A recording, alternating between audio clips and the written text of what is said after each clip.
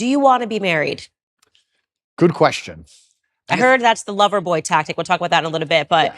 And that's an interesting question because younger me would say no, absolutely not. And the reason younger me would say no is because I'd come up with all the arguments that there's no legal advantage really, and the woman can wreck you, and you can lose all of your things, etc. What's the point? I don't want the government involved in my life, all those kind of arguments. But as I get older, maybe I'm getting a bit softer. Maybe I do think sometimes you need to make a decision based purely on love and have the faith of love and faith in your love enough to say, I don't care what the government's going to do about this because I truly believe in us and I think we're going to make it. So would I get married? Perhaps some point, yes, in the future I might get married. Yeah, I'm not against marriage like I used to be. I used to be super against it. And I think that's because I grew up in an environment where everybody was divorced. Everyone. So it's like, well, what's the point in this? Oh, wait, so I give her half my stuff and then what? I didn't understand the whole point of it.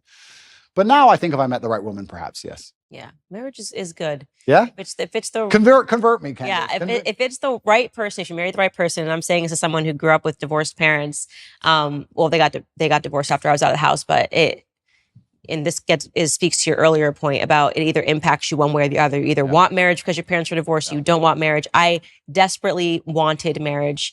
And I think the ways in which we both have grown and the confidence that it gives you, I think there is something about people are, how do you do what you do every day? Because you cannot impact, my life is so stable. The nucleus of our household is so stable.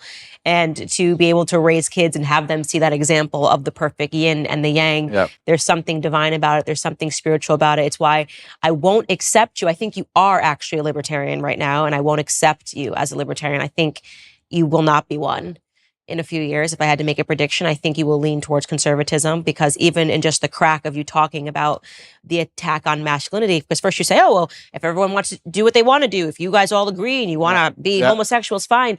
But then we'll start to realize that libertarianism, live and let live, is what welcomes in through the door.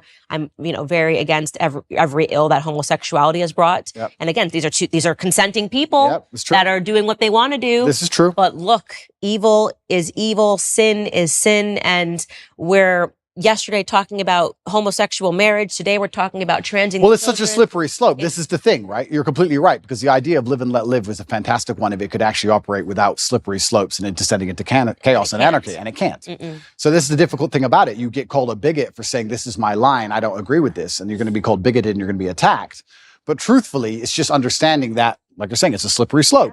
And it's unfortunate. So what is the slope that we want then? Okay, then we should aspire towards heterosexual relationships. We should aspire towards marriage. We should, and this is the mold that I am selling all the time. Wouldn't have said this 10 years ago. I was probably more libertarian when I first got into politics. And what's the big deal if people want to do this to themselves? And then I realized, no, there is a reason. No, and you're completely right. And the reason I gave that example is because I'm currently in a legal jeopardy or a legal situation where people who have nothing to do with my life are trying to say that people were victims when they weren't, when everyone was consenting. And you're right.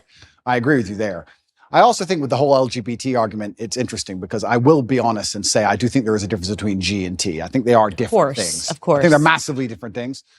However, you're right. It's a shame it's such a slippery slope where you can't just say to people live and let live, because it's going to be hijacked and Trojan horsed. And they're going to Trojan horse it, and they're going to inject something in it that destroys the lives of every single person on the planet. And they're going to try and do it. So you have to draw a hard line. You have to be a bigot. You have to never give an inch, because if you give an inch, they take 10 miles. That's more than 10 miles. Look, none of it makes any sense. But these are real evils that we're fighting today.